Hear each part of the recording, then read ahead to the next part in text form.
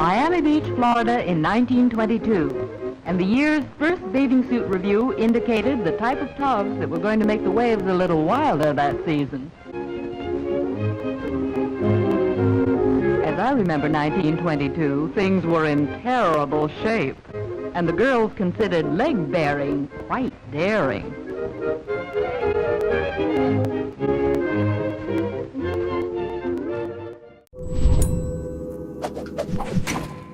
What people consider to be the ideal woman has changed drastically over the years. The perfect body type was much different during the Italian Renaissance than it is today. What hasn't improved is the fact that women are always striving for the perfect body, no matter the consequence.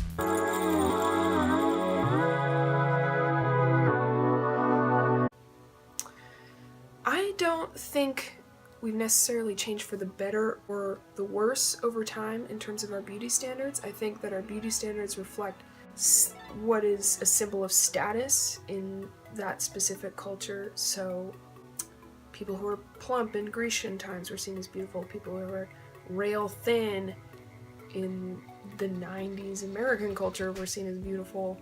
I do overall. I think that in ancient times you might have had varying ways that women were presented that was the ideal, but there was always this kind of one set way that a woman had to look. I don't know if I'd say for the better. I feel like it's gotten even more like you have to be even more perfect, even more, there's like a certain idea of how you're supposed to look, whether you be a man or a woman, and I feel like we're all held to that same standard, and like all the magazines, everybody is just perfect, and TV, and I think it puts a lot of pressure on people. So I don't think we're moving in a good direction.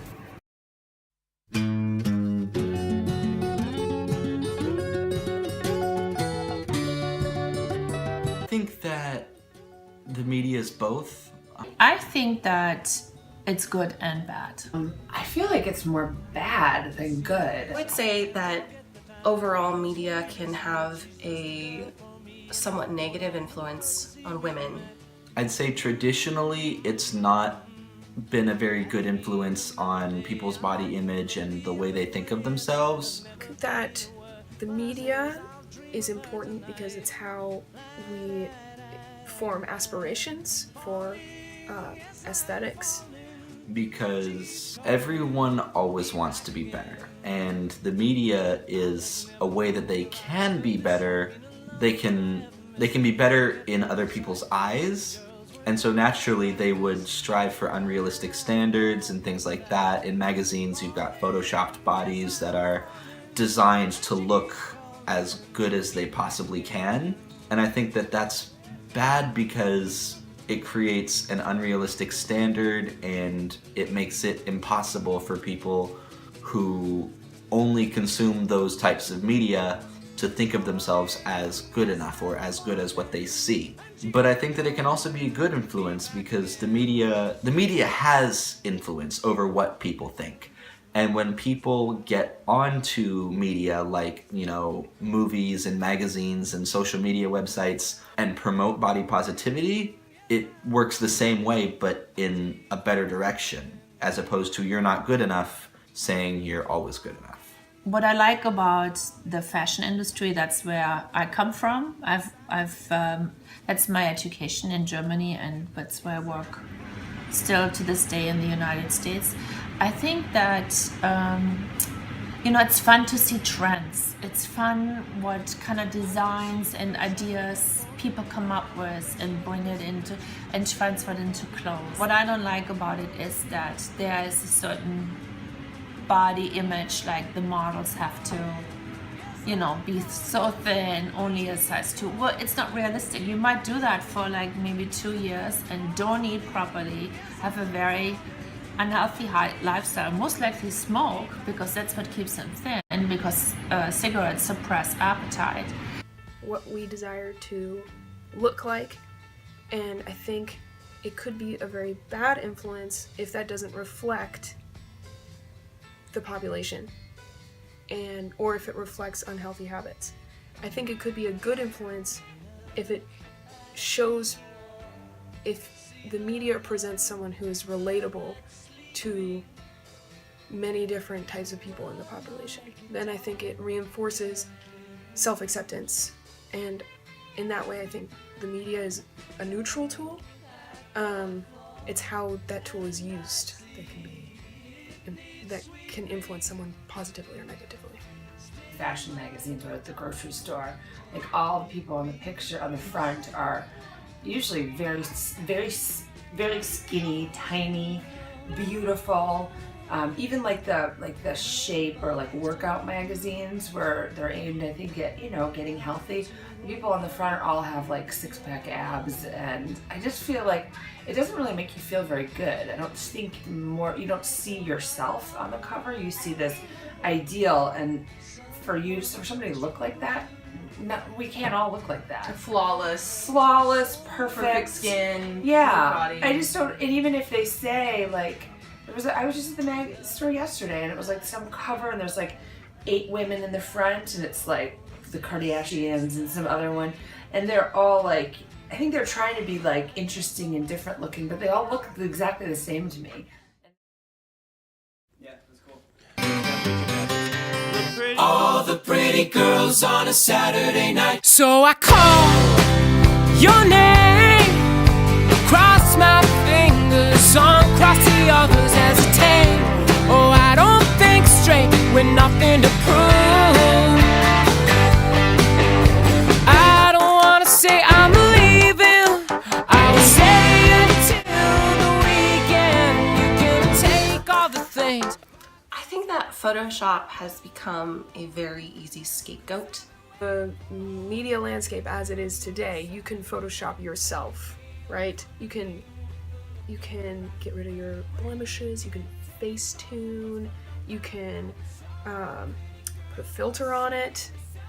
And I think that really, one, it makes it so people can craft themselves, maybe to fit an image that might not reflect who they really are. So I think in some ways Photoshop can be damaging.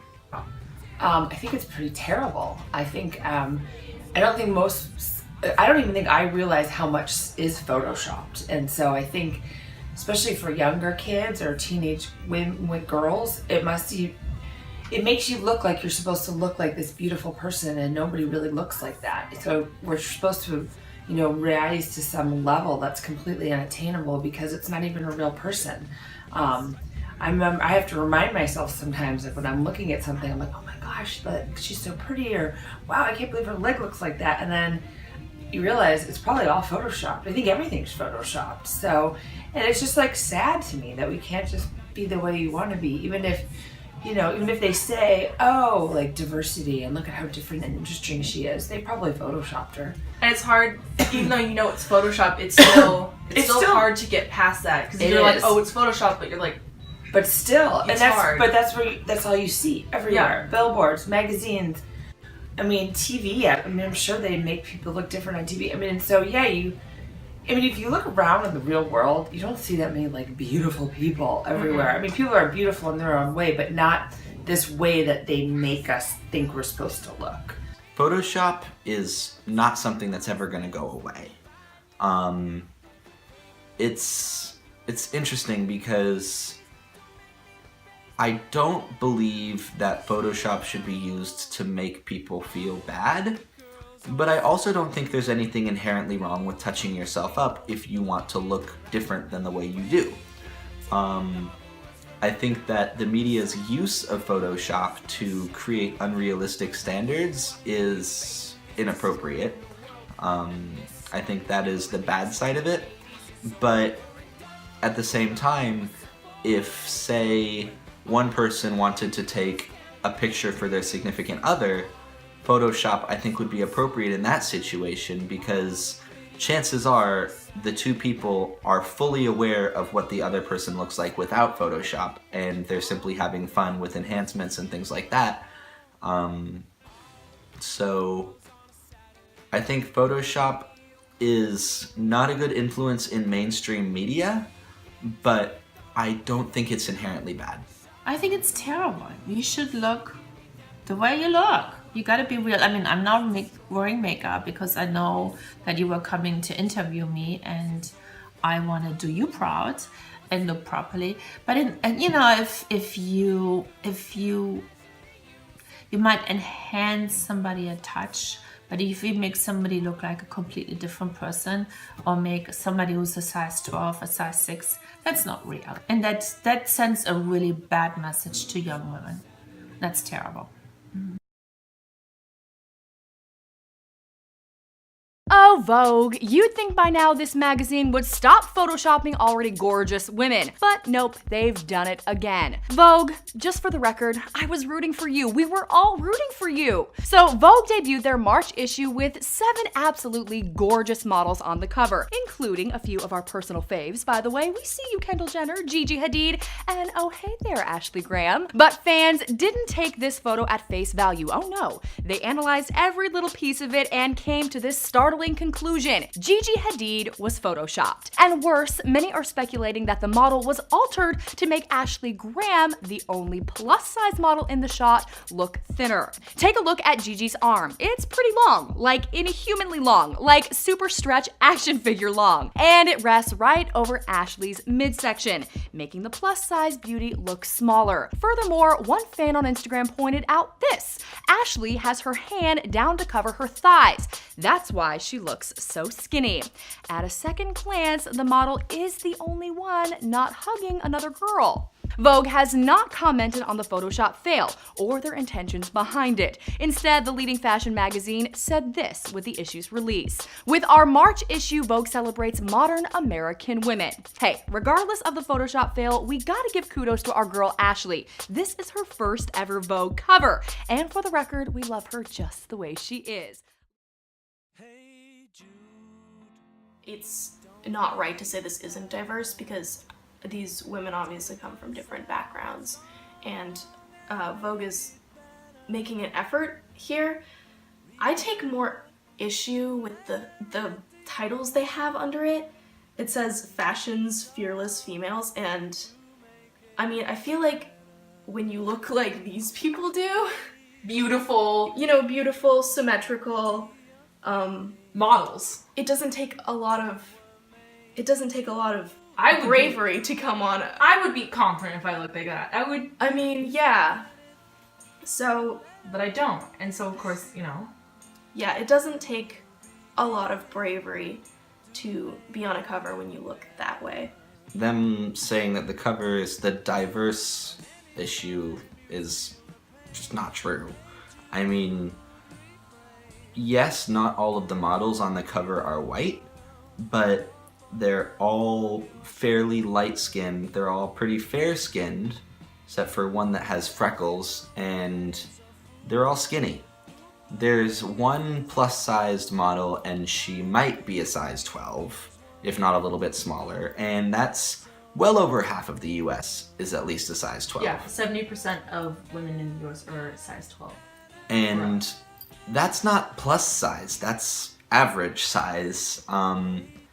I think it's a great example of how Photoshop is often used for the wrong reasons, because that's not to touch up a blemish because a model accidentally had some grease on her face and got a zit.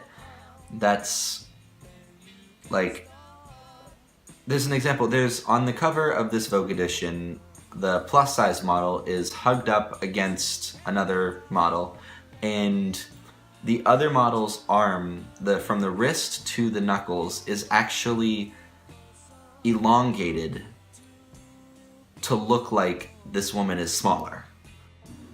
I didn't read anything about the backlash, so I don't know, but I just saw the cover and I cannot tell what the plus size model is. So to me, they kind of look all pretty much the same size. And it's supposed to be diverse. And it's supposed to be diverse. So if there's one plus size model in there, they're hiding her really well. So to me, that cover says nothing. There's a lot of movement in the media to champion diversity that gets it wrong.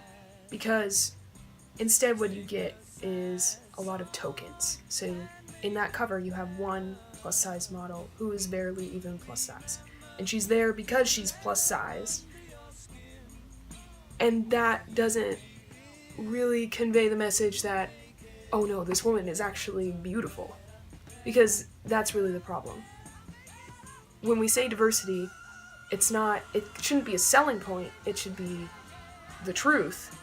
If you're a large woman, you're beautiful. That's how I feel. It's very hard in the fashion industry. For the people who design these covers, this is their art, right? But it is also someone's body image. It's someone's mold for how they're supposed to look. And I think it's hard sometimes for artists to give up that kind of freedom in what they want their covers to look like.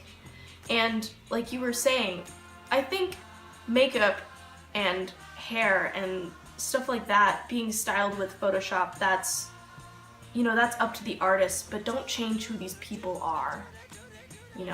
Change the lighting, change the background. That's all just design choices, but you're really changing who these people are when you modify their bodies like that.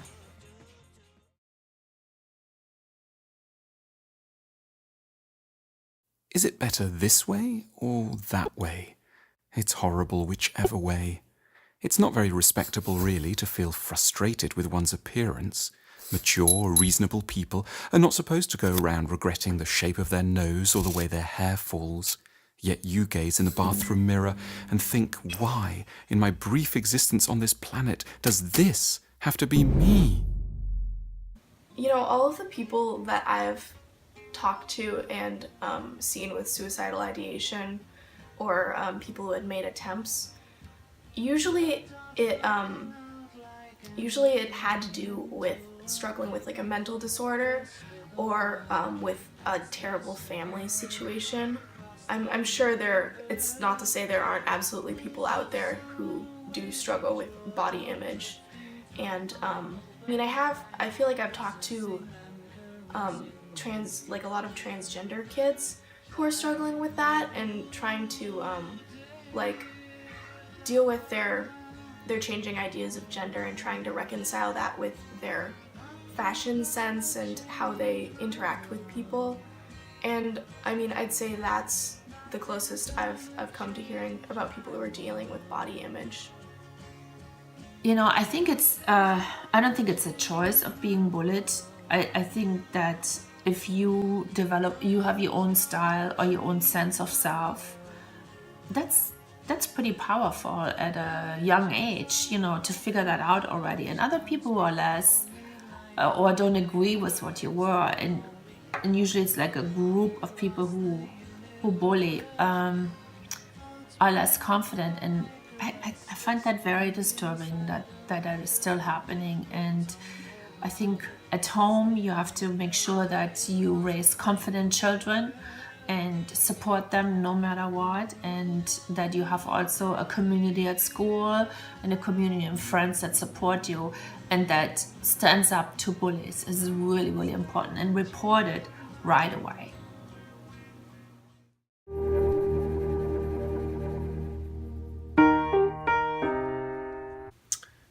I think these industries can support body equality by taking a risk and maybe putting 2 large women in a movie and not have them be there just because they're large. I think unfortunately the public wants to see a lot of pretty people all the time. They complain, but in the end it's like, it's all about, oh my God, look how beautiful that dress is and look how gorgeous she looks in that dress. They want to see really pretty people, thin, young, and pretty. I think that they could probably stop photoshopping people and make us see real people that have like somebody that looks like me or you or somebody in the street. I think helping us to see that normal people are beautiful too. And if they just showed magazines or movies or anything where that was just an average looking person that wasn't photoshopped, that might be helpful. I think, I don't know, like if they would probably argue it won't sell products, but maybe it would actually, because maybe people would prefer to see somebody that looks more like themselves. So yeah, I think that would help a lot, when they're trying to make us all look beautiful. Yeah, I'd say I do. more so than I ever have at any other point in my life. And I'm pretty sure I'm actually at the heaviest weight I've ever been in. I think the more you enter the adult world, and depending upon the people you surround yourself with, you can set yourself up to be more confident and more comfortable with your body. When I was in LA, after college, I lost 50, 60 pounds. I had the LA beach body, the flowing, natural blonde hair. I wore cute clothes. And, I felt sexy in that my body was in a better place than it had ever been, but the self-confidence didn't follow it. And I think that was something that really surprised me.